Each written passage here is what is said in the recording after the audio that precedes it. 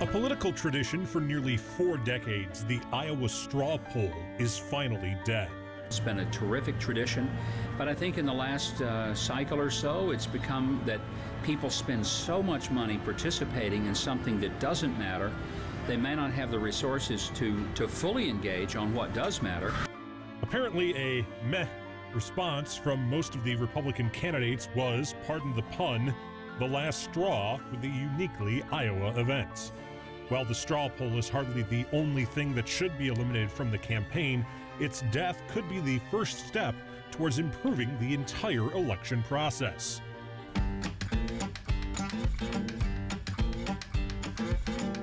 The straw poll was kind of a cross between a political stump speech and a down-home country fair.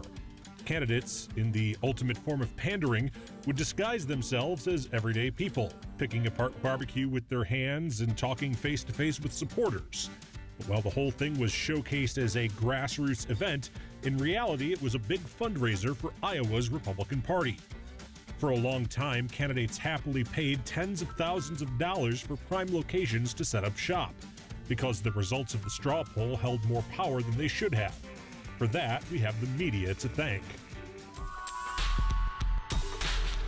The straw poll was used by most news outlets to identify the candidates that had enough support to challenge for the nomination. But really, the small sample wasn't a very good indication of who had enough nationwide support to become the nominee.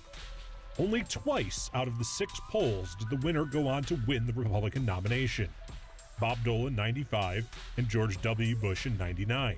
And only Bush was able to ride that momentum all the way to the White House. More recently, the straw poll has been a political joke with multiple punchlines. Recent winners were seemingly chosen not by their own popularity, but by the popularity of what they brought to the event. Take Michelle Bachmann, for example. She won the straw poll in 2011 thanks in large part to good food, cold air conditioning, and country singer Randy Travis. But just a few months later, she finished 6th in the Iowa caucus before ultimately dropping out of the race. On the opposite end of the spectrum, Mitt Romney decided not to actively campaign at the event. He finished 7th in that straw poll, but ended up only 34 votes short of winning the Iowa caucuses on the way to securing the nomination. The straw poll is only one exit that should be eliminated on the road to D.C. if we want to make election season a little more tolerable.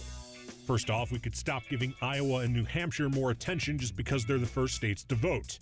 Instead, pick one day where all the states hold their primaries and caucuses and get it over with. Secondly, we could get rid of the debates until there's only one candidate for each party.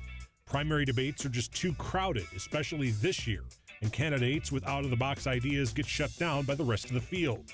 Finally, can we please cut down on conventions?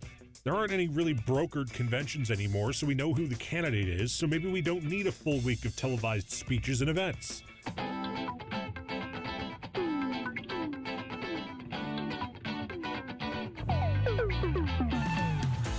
These reforms would result in a much leaner, more efficient campaign season, more like the United Kingdom, where they do the whole shebang from start to finish in less than a month. But we don't have to go to that extreme. A shortened campaign season could greatly reduce the influence of money and the media on the race, and make it more focused on the candidates and their stances on the issues that are important to voters.